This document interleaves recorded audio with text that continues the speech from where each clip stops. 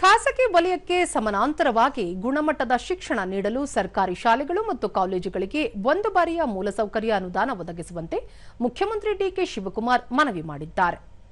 ಪ್ರಧಾನಿ ನರೇಂದ್ರ ಮೋದಿ ಅವರ ಅಧ್ಯಕ್ಷತೆಯಲ್ಲಿಂದು ನಡೆದ ನೀತಿ ಆಯೋಗದ ಆಡಳಿತ ಮಂಡಳಿಯ 11ನೇ ಸಭೆಯಲ್ಲಿ ಮುಖ್ಯಮಂತ್ರಿಯವರು ವಿಕಸಿತ ಭಾರತ 2027ಕ್ಕೆ ಸಮಗ್ರ ಮಾನವ ಅಭಿವೃದ್ಧಿ ಕುರಿತ ತಮ್ಮ ಅಭಿಪ್ರಾಯಗಳನ್ನು ಹಂಚಿಕೊಂಡಿದ್ದಾರೆ. ಕರ್ನಾಟಕದಲ್ಲಿ ಜಾರಿಗೊಳಿಸಲಾದ ಗ್ಯಾರಂಟಿ ಯೋಜನೆಗಳ ಪ್ರಗತಿಯ ಬಗ್ಗೆ ಮಾಹಿತಿ ನೀಡಿದ್ದಾರೆ.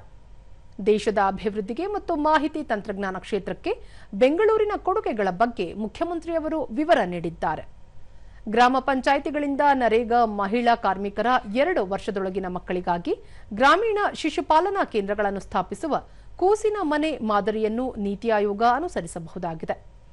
2028ರ ವೇಳೆಗೆ ರಾಜ್ಯದಲ್ಲಿ ಒಟ್ಟು 2,000 ಕರ್ನಾಟಕ ಪಬ್ಲಿಕ್ ಶಾಲೆಗಳನ್ನು ಅಭಿವೃದ್ಧಿಪಡಿಸುವ ಗುರಿ ಹೊಂದಿದೆ.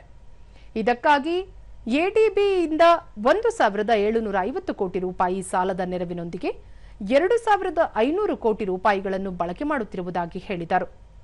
1 ಮತ್ತು 2ನೇ ತರಗತಿಯಿಂದ ಕಂಪ್ಯೂಟರ್ ಶಿಕ್ಷಣವನ್ನು ಪರಿಚಯಿಸಲಾಗುತ್ತಿದೆ.